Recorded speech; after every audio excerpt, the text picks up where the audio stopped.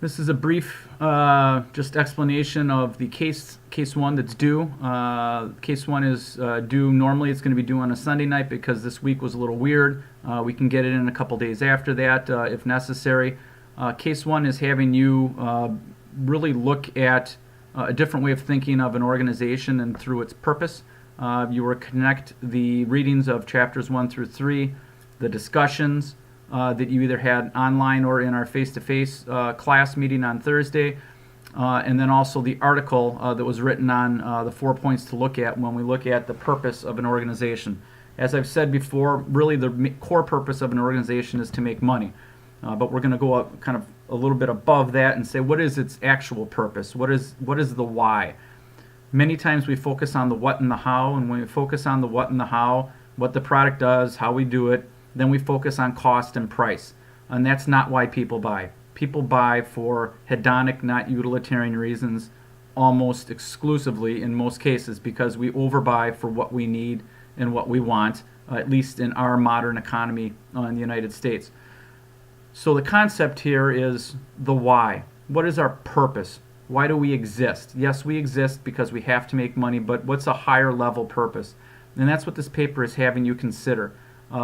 What system should that purpose operate in? Capitalism, mixed. Socialism, mixed. Communism. Not judging right or wrong here. That's an opinion that you have to build on when you're building this case and writing. Remember, it's only one page, no more than one page. What should be the purpose of an organization? Doesn't matter which one. If you want to pick a specific one or the one you work at, you can. But generally, all organizations, what ought to be their purpose?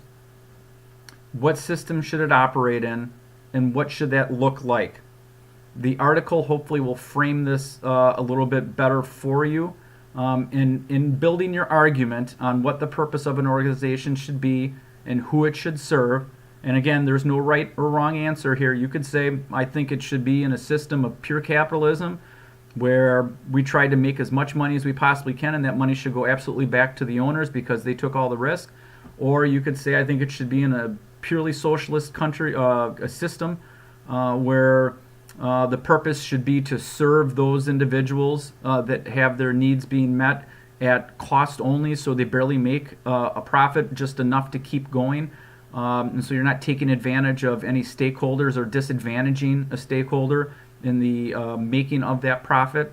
You could go to either spectrum, but either way, when you describe what you think the purpose of an organization ought to be, the why, not the what and the how, but the why, you need to bring in evidence from the three different sources: lecture / discussion, the readings, chapters 1 through 3, and then the article. So you have a minimum of 3 sources that you have to bring in that help are building your argument.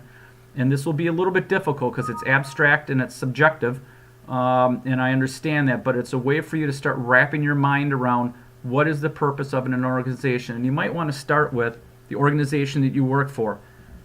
What do you think their purpose is? Why do they exist? And are they creeping away from that in the tactics and the operational strategies that they've implemented? So you might be thinking, God, why are we doing this? This doesn't seem to be part of our purpose. Is this purpose driven in an attempt to make money?